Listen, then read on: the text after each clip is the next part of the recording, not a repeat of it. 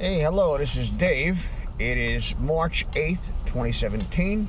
Welcome to another Coffee with Dave. This is number 49. Sitting here in my Jeep with this new Bubba cup. By the way, these things keep coffee warm all day. I filled this cup yesterday and picked it up 4 hours later and took a big sip out of it and damn near burnt my throat. So, Bubba insulated cups. I don't sell them, but you can get them on eBay. If you want to keep your coffee warm, that's the way you do it. Sitting here this morning watching the news broadcasts and watching some Fox clips on YouTube about Medicaid and Medicare and Obamacare and the new American Health Care Act. I have a question. Where in the Constitution does it say that the government is mandated to take care of health care? There is a very sound economic principle. It's called supply and demand. Why do you think the drug trade in this country is so out of control? Because there is demand and there is money to buy the product. Now, you have about 375 million Americans in this country who all need health care.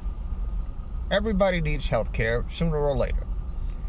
Now, somebody who's 18 years old and is in good health doesn't seem to worry about health care because he or she is healthy.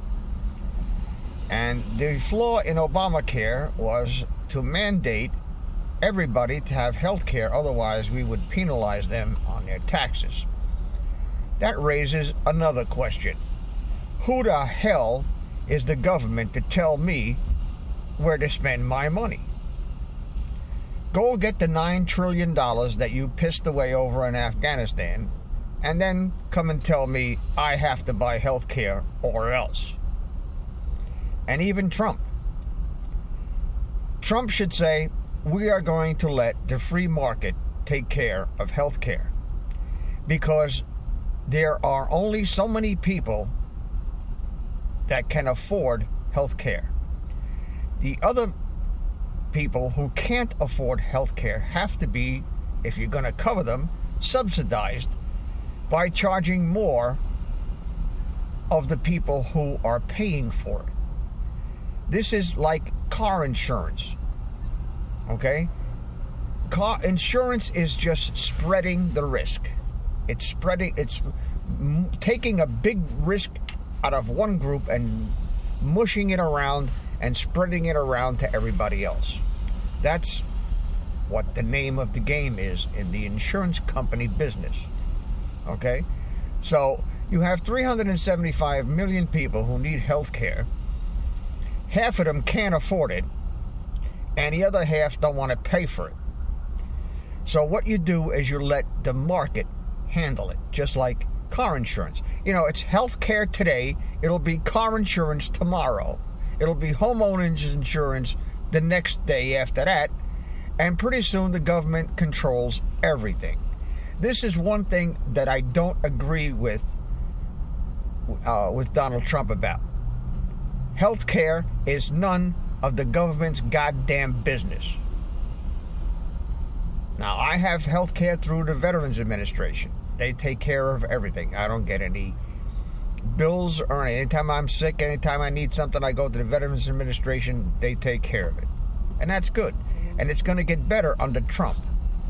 And if you serve your country and you put your life on the line for your country, that's the least that your country can do for you. Okay? So, the government taking care of health care is nothing more than the government trying to co-opt fully 17 to 20% of the country's gross national product. Doctors cannot be paid by anyone but the people who they are treating. And if you put a third party in between, you're only going to increase the cost. If you let the market decide what the healthcare costs will be and who is paying for them and who is being charged for them and who is getting services for free, no such thing as free, then you will solve the healthcare problem. Government has no business running healthcare in any shape, way, manner, or form. Then we have the issue of Planned Parenthood, which is another name for Nazi eugenics. It was started by Margaret Sanger, who was a known Nazi who wanted to deplete the black population of the United States by offering free abortion to black people. And they've been caught on tape, saying that this is just for the money. And I'll leave a link in the description to show you exactly how the abortion industry works. They claim abortion is only 3% of the services that they offer. And to that I say, bullshit. Planned Parenthood has no business being funded by the federal government. And when we finally overturn Roe v. Wade, all the doctors who have performed abortions over the years will have to argue that it was legal to murder an innocent child before it was born, just like the Nazis had to argue before the Nuremberg trials that it was legal to murder Jews in the street because Jews were non-persons. This country has a far way to go, and Berkeley, California is the hotbed of stupidity as far as politics and the human condition is concerned. These people are off the meat rack. The cheese fell off their cracker a long time ago. A long time ago. There is something wrong with somebody who wants to let every Tom, Dick, and Harry over the border. There is something mentally wrong with them. They ought to go and have their head examined. There is something drastically fucked up with their head. Excuse my French. This is not what America is supposed to be. There are constitutional limits on what the government is allowed to do. And if it isn't specified in the Constitution that it is the government's prerogative and mandate to do whatever it is that they're doing, it is illegal and unconstitutional for the government to be involved. Period. End of sentence. End of discussion. Now, the Democrats are still on this Russian thing. Oh, Russians tapped this and Russians tapped that and Russians interfered with the election. No Russian interfered with the election. No Russians interfered with the election. Prove it. Make an allegation with some proof. Or don't talk to me. Don't talk to me. Have some evidence before you open your mouth. And the mainstream media and all the late night comedians are all, bashing Trump. And it's not all in fun. This is not all in fun like it used to be years ago. This is malicious. It has malicious intent. And I, for one, don't appreciate it. I got rid of my cable box 2 years ago. I haven't paid a cable bill in 2 years. I've watched all the programs I used to watch. I watch all the movies that I used to watch free. For free. All I have is high-speed internet. And they've got a monopoly on that. So, it's a necessary evil that I have to go to Comcast to get my internet. Or DSL or any whatever is available in my area. There's Verizon and there's Comcast. And there's Earthlink, which is really Verizon under another name. But I am not giving them the information that they need for their programming, advertising sales. They don't know what channel I watch. They don't know what movies I'm watching. And I have no commercials. Isn't that great? Isn't that fantastic? This is the way you punish the mainstream media and save money in the process. Get yourself a Dragon box. I will become a dealer here very shortly. Contact me if you want a good price. And just for fun, try it out in one room. I was interrupted by a phone call. Like I was saying, try out a Dragon box or any streaming device for a month. Now, you can get them pretty cheap on eBay, but they are not Dragon boxes. They come from China. Their menus are... They just don't do what the Dragon box does. I've been through researching all of the available streaming boxes, and that's my choice. It's close to a couple of months of cable bill, but it's a one-time cost, and that's it. You will never go back to cable once you use one of these boxes. Oh yeah, it's going to take you a minute or two to find what you want to watch, but the upside of that is you're not going to be watching 15 minutes of commercials in an hour program and having your program interrupted. You can stop it, you can start it, you can resume it a week later if you want to. So that's my suggestion to all of you.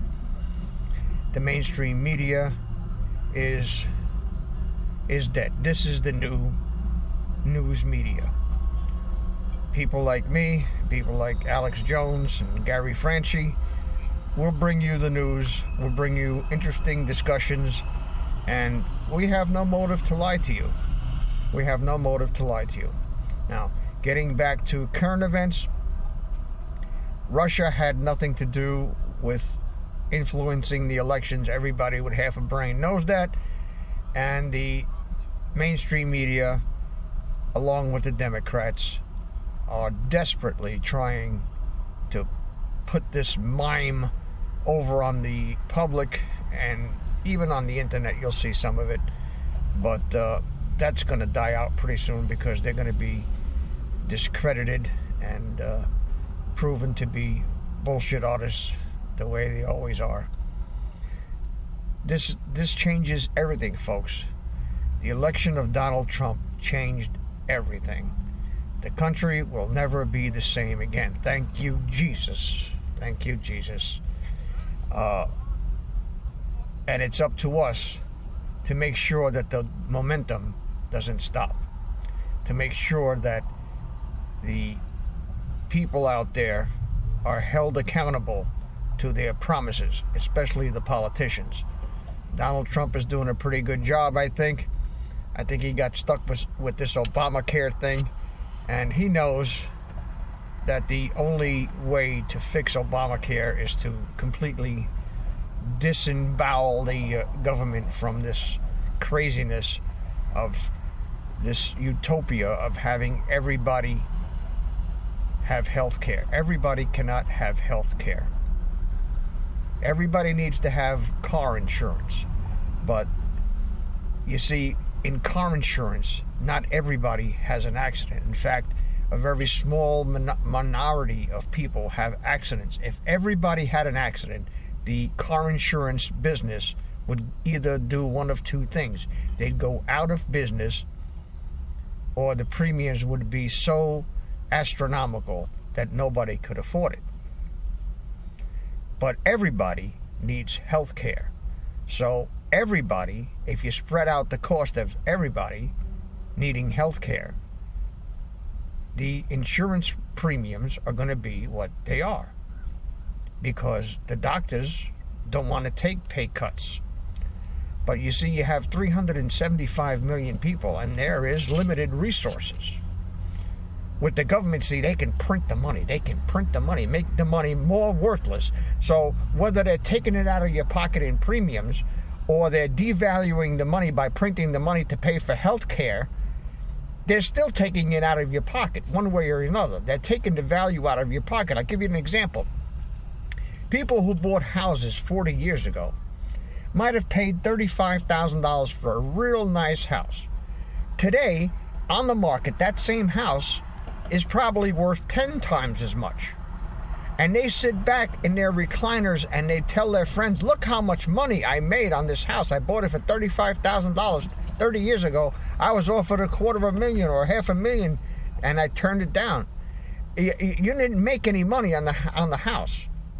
It's still worth $35,000 in what $35,000 was worth 30 years ago. The money that it costs now is not because the value of the house went up or the demand for housing went up so much that it's worth 10 times what it is now. The reason that the house went from $30,000 to $250,000 is because the money isn't worth a lit fart in a wool mitten anymore. Nixon took us off the gold standard, which means government can print money anytime they want. The Federal Reserve can print money anytime they want, and that's another story. The Federal Reserve is just about as federal as Federal Express. It's a private bank that lends money to the government at astronomical rates. And they just keep printing more money, and the money that you have in your pocket buys less and less because it's devalued. Now, if you and I were to do that, if I was to go home and get on my color inkjet printer and print out $20 bills and take them to the store, they'd arrest me and put me in federal penitentiary for counterfeiting.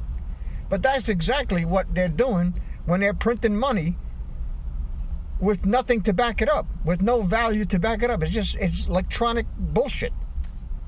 It's electronic bullshit. And it just keeps going and going and going. And other countries are finally seeing the light of this incredible Ponzi scheme that the United States government, along with the Federal Reserve, has done over the past 50, 60 years, since 1913 actually. And it cannot continue. It's like borrowing money to pay somebody that you owe money to. You owe this guy money, so you borrow from this guy. Then you owe this guy money that you borrowed to pay this guy, and you borrow from another guy to pay the second guy.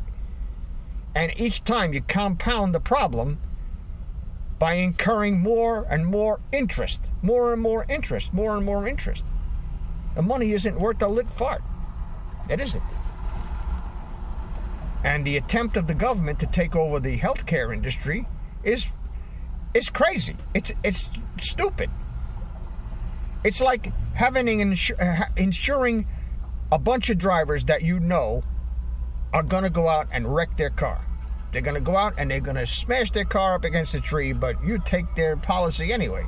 So they pay you $200 a month for car insurance, and they take a $40,000 car and wrap it up against a pole and total it. How long do you think that's going to last? Not very long. So you have 375 million people in the United States. You got so much money. And if you did it right and let the market determine what healthcare costs, you'd have a bunch of companies competing to cover people on their insurance. And the price would naturally go down to its lowest possible level because the companies are competing for the business. And those companies that compete for the business that are overly competitive beyond what their reasonable expectations are will go out of business. They'll go bankrupt. And that swing, that back and forth swing, up and down, will certainly level out to where healthcare would be affordable for everybody, or most people anyway. If you want healthcare, you should be able to buy it. If you don't want it, you should be able to not have it. But when something happens to you and you don't have it, who's that? Whose fault is that? Not my fault. Why should I pay for you to go have a heart transplant? Why? Why should I pay for you to have a car accident? I haven't had an accident or a ticket since I've been driving, since I was 18. So my insurance premiums are next to nothing. because that's me. But if I was to spread out the risk, my insurance rates would be astronomical. So, economic sanity is sorely lacking in this country, even among smart people like Donald Trump. His attempt to continue this Obamacare under another name, under another set of circumstances, is a losing battle. It's a losing battle because there is no way that you are going to cover everybody in the United States. No way. It is physically, financially impossible. The math doesn't work. And you can't make it work. The only way you can make it work is to print more money and steal it by inflation out of the pockets of people who are paying taxes. That's the only way you're going to make it work. That's the way it works in Vietnam. If you took a plane from JFK and went over to Ho Chi Minh City and got off the plane and copped a heart attack, you'd be covered. Every medication, everything is all be covered. Why? Because they have government health care over there. They have government, everybody's covered. But who's paying? Somebody's paying. There is no such thing as a free lunch, my friends. There's no such thing. Somebody is paying for it. You can bet that those doctors are not working for nothing. So, I wish that they would pass a federal law in the United States that banned the word free from all advertising over the air or over the internet. If you use the word free, you ought to be given a $20,000 fine for every time you use it. Every time an ad comes on, buy one, get one free. No, you ain't getting nothing for free. You're paying twice what it costs. Twice what it costs, and they're telling you you're getting one free. I'll give you an example. CVS this week has a sale on Arizona tea. Normally it's 99 cents. With your CVS little card, now they're 2 for $1 or 4 for $2. That's 50 cents a piece. First of all, you're buying 4, which increases their sales, and you're paying 50 cents a piece, and they're making money. So if they're making money on selling them for 50 cents a piece, how much are you getting ripped off when you're paying $1? See, that people don't think this way. They see free. Same thing when you go up to a gas station. Gas over here was 209.9. What's the point of the 0.9? That 0.9 never changes. It never goes to 0.8 or 0.7 or 0.5. It never changes. In fact, if you go into any gas station anywhere and you see a price that ends in anything other than 0.9, I want you to send me a picture of it. I want you to send me a picture of gas station 209 or 220, whatever it is, 0.8 or 0.7. It's psychology. That 0.9 cents is a penny. So while I'm parked here, and car alarms are going off, and sirens are blaring, and helicopters are taking off from the Cooper Hospital in Camden,